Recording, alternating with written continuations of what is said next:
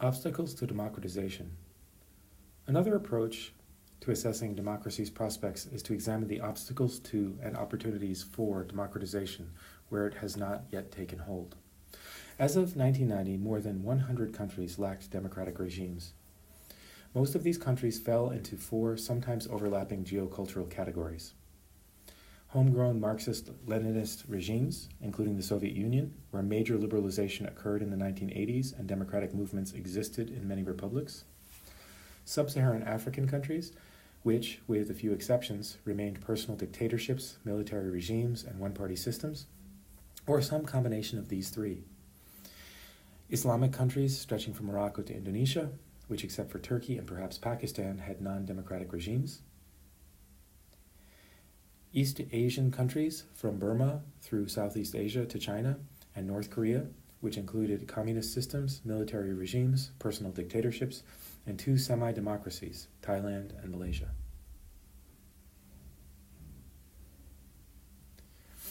The obstacles to democratization in these groups of countries are political, cultural, and economic. One politically significant political obstacle to future democratization is the virtual absence of experience with democracy in most countries that remained authoritarian in 1990. 23 of 30 countries that democratized between 1974 and 1990 had some history of democracy, while only a few countries that were non-democratic in 1990 could claim such experience. These included a few third-wave backsliders: Sudan, Nigeria, Suriname, and possibly Pakistan. 4 second-wave backsliders that had not redemocratized in the third wave: Lebanon, Sri Lanka, Burma, Fiji, and 3 first-wave democratizers that had been prevented by Soviet occupation from redemocratizing at the end of World War II: Estonia, Latvia, and Lithuania. Virtually all of the 90 or more other non-democratic countries in 1990 lacked significant past experience with democratic rule.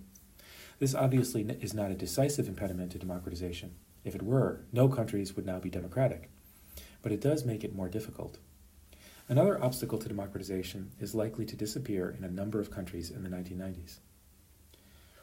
Leaders who found authoritarian regimes or rule them for a long period of time tend to become particularly staunch opponents of democratization. Hence, some form of leadership change within the authoritarian system usually precedes movement toward democracy. Human mortality is likely to ensure such changes in the 1990s in some authoritarian regimes. In 1990, the long-term rulers in China, Cote d'Ivoire, and Malawi were in their 80s. Those in Burma, Indonesia, North Korea, Lesotho, and Vietnam were in their 70s. And the leaders of Cuba, Morocco, Singapore, Somalia, Syria, Tanzania, Zaire, and Zambia were 60 or older. The death or departure from office of these leaders would remove one obstacle to democratization in their countries, but would not make it inevitable. Between 1974 and 1990, democratization occurred in personal dictatorships, military regimes, and one-party systems. Full-scale democratization has not yet occurred, however, in communist one-party states that were the products of domestic revolution. Liberalization has taken place in the Soviet Union, which may or may not lead to full-scale democratization in Russia. In Yugoslavia, movements toward democracy are underway. In Slovenia in Slovenia and Croatia. The Yugoslav Communist Revolution, however, was largely a Serbian revolution, and the prospects for democracy in Serbia appear dubious. In Cambodia, an extraordinarily brutal revolutionary communist regime was replaced by a less brutal communist regime imposed by outside force. In 1990, Albania appeared to be opening up, but in China, Vietnam, Laos, Cuba, and Ethiopia, Marxist-Leninist regimes produced by homegrown revolutions seemed determined to remain in power. The revolutions in these countries had been nationalist as well as communist, and hence nationalism reinforced communism in a way that obviously was not true of Soviet-occupied Eastern Europe. One serious impediment to democratization is the absence or weakness of real commitment to democratic values among political leaders in Asia, Africa, and the Middle East. When they are out of power, political leaders have good reason to advocate democracy. The test of their democratic commitment comes once they are in office. In Latin America, democratic regimes have generally been overthrown by military coups, coup d'etat. This has happened in Asia and the Middle East as well. But in these regimes, elected leaders themselves have also been responsible for ending democracy. Syngman Rhee and Park Chung-hee in Korea, Adnan Menderes in Turkey, Ferdinand Marcos in the Philippines, Lee Kuan Yew in Singapore, Indira Gandhi in India, and Sukarno in Indonesia. Having won power through the electoral system, these leaders then proceeded to undermine the system. They had little commitment to democratic values and practices. Even when Asian, African, and Middle Eastern leaders have more or less abided by the rules of democracy, they often seemed to do so grudgingly. Many European, North American, and Latin American political leaders in the last half of the 20th century were ardent and articulate advocates of democracy. Asian and African countries, in contrast, did not produce many heads of government who were also apostles of democracy. Who were the Asian, Arab, and African equivalents of Romulo Betancourt, Alberto Liera Camargo, Jose Figueres, Eduardo Frei, Fernando Belaunde, Terry Juan Bosch, Jose Napoleon Duarte, and Raul Alfonsin, Jawahirlal Nehru, and Corazon Aquino were, and there may have been others, but they were few in number. No Arab leader comes to mind, and it is hard to identify any Islamic leader who made a reputation as an advocate and supporter of democracy while in office. Why is this? This question inevitably leads to the issue of culture.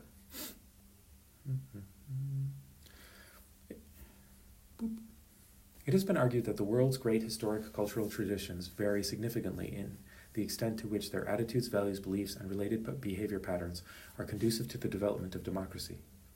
A profoundly anti-democratic culture would impede the spread of democratic norms in the society, deny legitimacy to democratic institutions, and thus greatly complicate, if not prevent, the emergence and effective functioning of those institutions.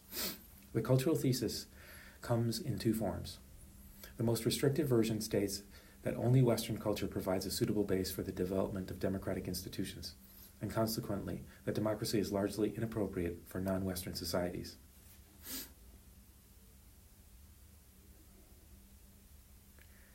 In the early years of the Third Wave, this argument was explicitly set forth by George Kennan. Democracy, he said, was a form of government which evolved in the 18th and 19th centuries in northwestern Europe, primarily among those countries that border on the English Channel and the North Sea, but with a certain extension into Central Europe, and which was then carried into other parts of the world, including North America, where peoples from that northwestern European area appeared as original settlers, or as colonists, and laid down the prevailing patterns of civil government. Hence, democracy was a relatively narrow base, has a relatively narrow base, both in time and in space. And the evidence has yet to be produced that it is the natural form of rule for people outside those narrow perimeters. The achievements of Mao, Salazar, and Castro demonstrated, according to Kennan, that authoritarian regimes have been able to introduce forms and to improve the lot of masses of people where more diffuse forms of political authority have failed. Democracy, in short, is appropriate only for northwestern and perhaps Central European countries and their settler colony offshoots.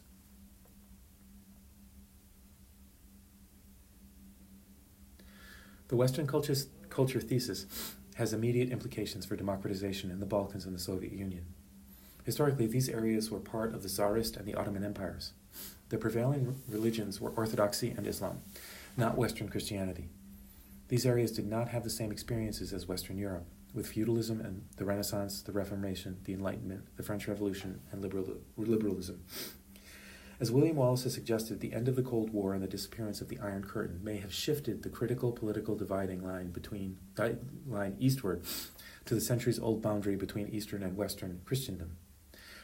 Beginning in the north, this line runs south, roughly along the borders dividing Finland and the Baltic republics from Russia, through Belarus and the Ukraine, separating Western Catholic Ukraine from Eastern Orthodox Ukraine, south and then west in Romania, cutting off Transylvania from the rest of the country, and then through Yugoslavia, roughly along the line separating Slovenia and Croatia, and other republics. This line may now separate those areas where democracy will take root from those where it will not. A less restrictive version of the cultural obstacle argument holds that certain non-Western countries are peculiarly hostile to democracy. The two cultures most often cited in this regard are Confucianism and Islam. These questions are relevant to determining whether these cultures now pose serious obstacles to democratization. First, to what extent are traditional Confucian and Islamic values and beliefs hostile to democracy? Second, if they are, to what extent have these cultures in fact hampered progress toward democracy? Third, if they have significantly retarded democratic progress in the past, to what extent are they likely to continue to do so in the future? Almost no scholarly disagreement exists regarding the proposition that traditional Confucianism was either undemocratic or anti-democratic. The only mitigating factor was the extent to which the examination system and the classic Chinese polity opened careers to the talented without regard to social background.